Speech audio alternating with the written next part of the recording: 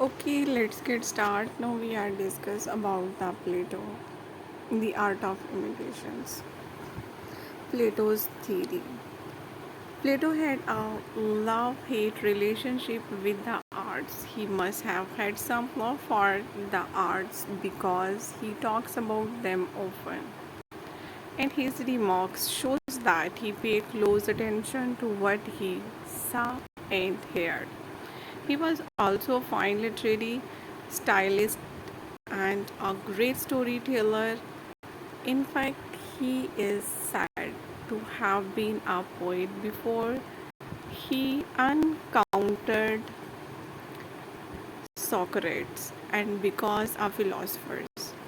Some of his dialogues are really literary masterpieces. On the other hand, he found the arts threatening the purpose, sending the poets and playwrights out of his ideal republic, or at least concerning what they wrote.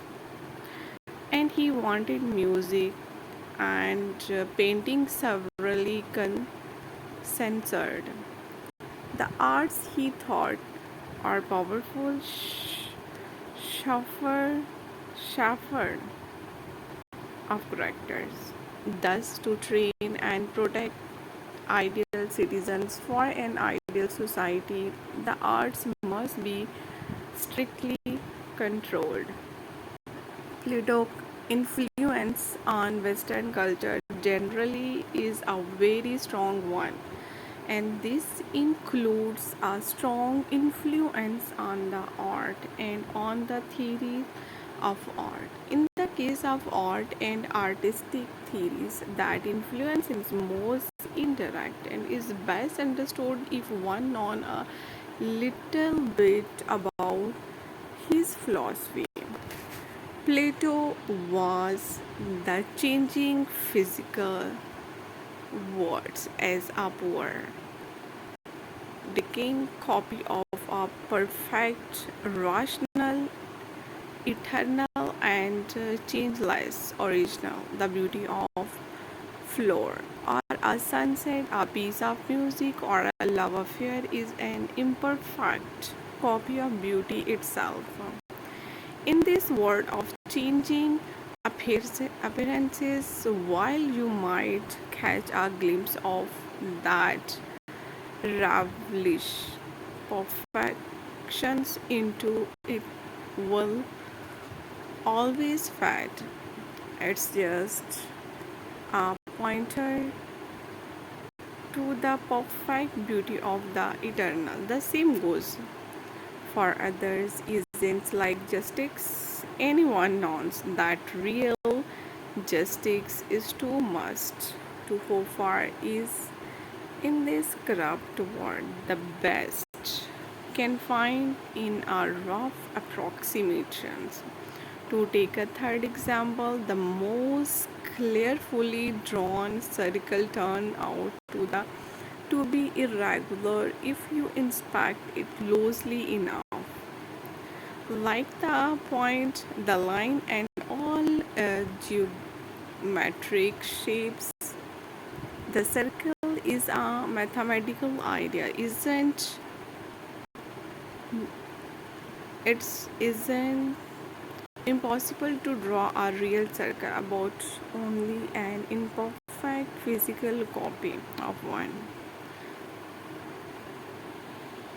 Beauty, justice, and the circle are all examples of what Plato calls form or ideas. Other philosophers has called them universal.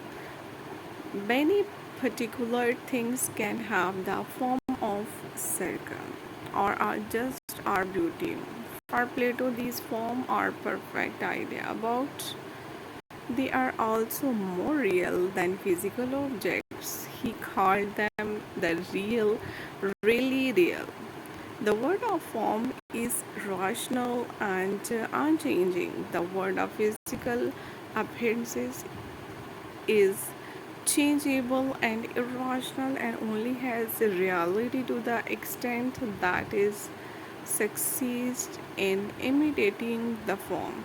The mind or soul belong to ideal world. The beauty and its passions are struck in the muck of physical world. So the best human life is one that strives to understand and imitate the form as closely as possible. The life of mind, the life of the philosopher, the that the lover of wisdom.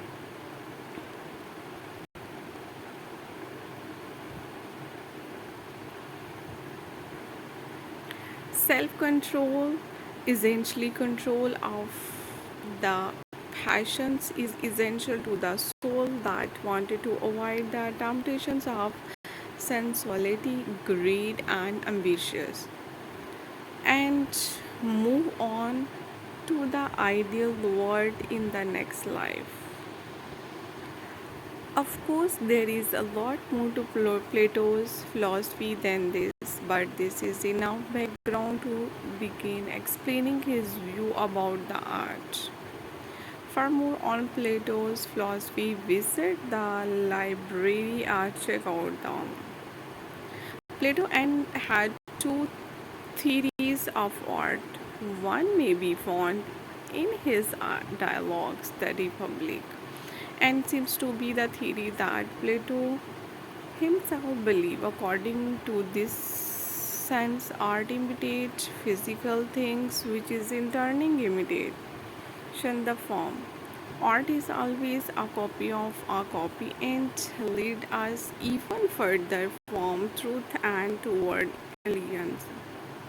For this reason, as well as because of its power to stir the emotions, art is dangerous. Plato's other theory is hinted at in his shorter dialogue long and in his exactly crafted symphoniums. According to this theory, the artist, perhaps by divine inspirations, makes a better copy of the truth than may be found in ordinary experiences.